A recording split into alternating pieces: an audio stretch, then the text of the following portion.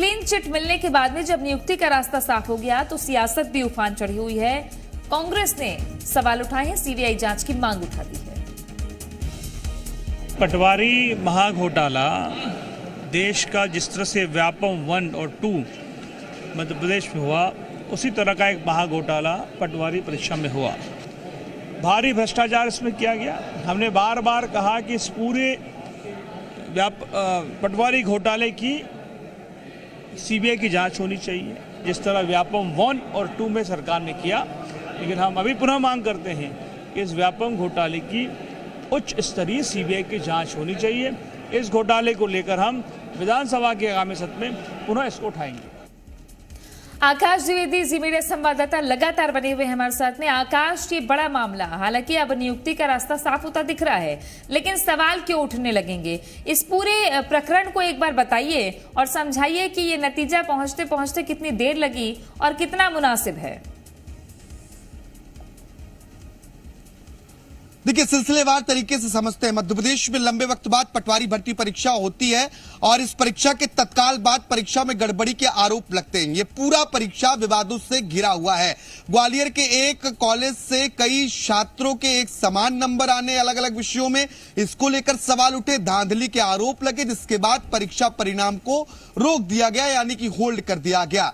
सरकार ने इसको लेकर एक जांच आयोग का गठन किया। जांच आयोग ने, हालांकि अब क्योंकि नियुक्ति हो रही तो ये कहा जा सकता है कि जांच आयोग ने इस पूरी परीक्षा को क्लीन चिट दे दी, यानी कि गड़बड़ी के आरोपों को आयोग ने खारिज किया है। लेकिन सवाल ये है कि आयोग ने जो जांच की है उसकी रिपोर्ट पब्लिक डोमेन में क्यों मौजूद नहीं है? विपक्ष इसी बात को लेकर लगातार सवाल उठा रहा है। हमारे साथ में जुड़े हुए हैं बीजेपी से। स्वागत है आपका। सवाल ले लेती हूँ आकाश। पहले सवाल मेरा ये है आपसे कि क्लीन चिट जांच आयोग ने दे दी है, लेकिन कांग्रेस कह रही है कि सीबीआई जांच होनी चाहिए, उसके बाद ही आयोग ने भले क्लीन चिट दे दी हो, लेकिन उससे ऊपर सीबीआई है।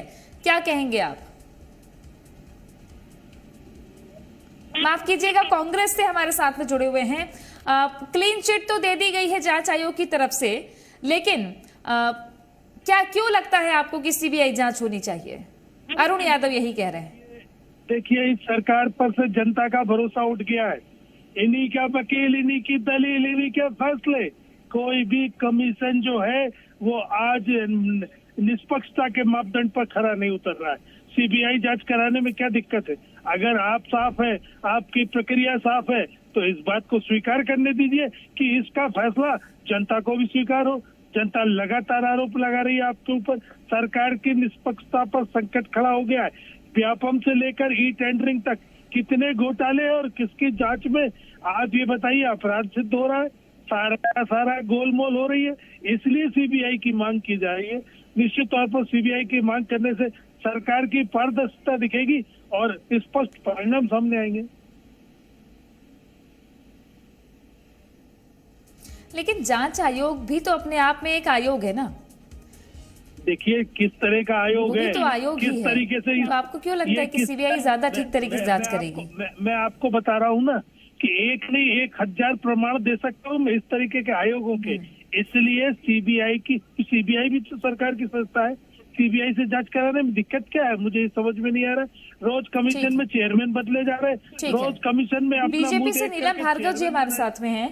नीलम जी, कांग्रेस को ये लगता है कि जांच आयोग का क्लीन चिट देना मुनासिब उतना नहीं दिख रहा है। उनको लगता है कि अभ्यर्थियों के साथ तभी न्याय होगा जब सीबीआई आएगी और देखेगी कि सब कुछ ठीक है या नहीं। तो पैरवी कर रहे हैं क्या आप लोग भी सीबीआई की? देखिए, मध्य प्रदेश में ये निर्णय आने के इंतजार में बहुत लंबे समय से प्रतीक्षित था और जो आज पूरा हुआ वो मध्य प्रदेश के युवा इससे खुश भी हैं और मुझे लगता है कि दूध का दूध पानी पानी हो चुका है। लेकिन ये षड्यंत्रकारी कांग्रेस पार्टी जो मध्य प्रदेश के विकास में अवरोध पैदा करती थी, आज मध्य प्रदेश के युवाओं के रोजगार में भी बाधा बनकर आ रही है और लगातार इस तरह के षड्यंत्र रच के बदनाम करने का प्रयास कर रही है। लेकिन ये नहीं जानते कि मध्य प्रदेश के युवा के रोजगार ने आपका क्या बिगाड़ा है। जब जांच एजेंसी ने अपना निर्णय दे दिया है तो अब क्यों बाधा बन रहा है? ये यहाँ सीबीआई का रोना रो रहे हैं और इनके ही नेता सीबीआई ईडी पे आरोप लगाते हैं कि भैया केंद्र की सरकार इनका दुरुपयोग कर रही है। तो ये विचलित है, चूंकि जनता ने इनको लगातार नकार दिया है तभी से ये विचलित स्थिति में आ गए हैं। अनर्गल आरोप लगाते हैं, विकास में बाधा पैदा करते हैं। लेकिन मध्य प्रदेश के युवाओं के लिए आज बहुत अच्छा समय है। अब जल्द उनको नियुक्ति पत्र भी सौंपे जाएंगे, वो नौकरी भी करेंगे। लेकिन मेरा इन हाथ जोड़ के इन नेताओं से निवेदन है कि ये षड्यंत्र और प्रपंच रचना बंद करें, जनता के बीच काम करें और सही बातों को उठाएं ताकि जनता का उसमें हित हो।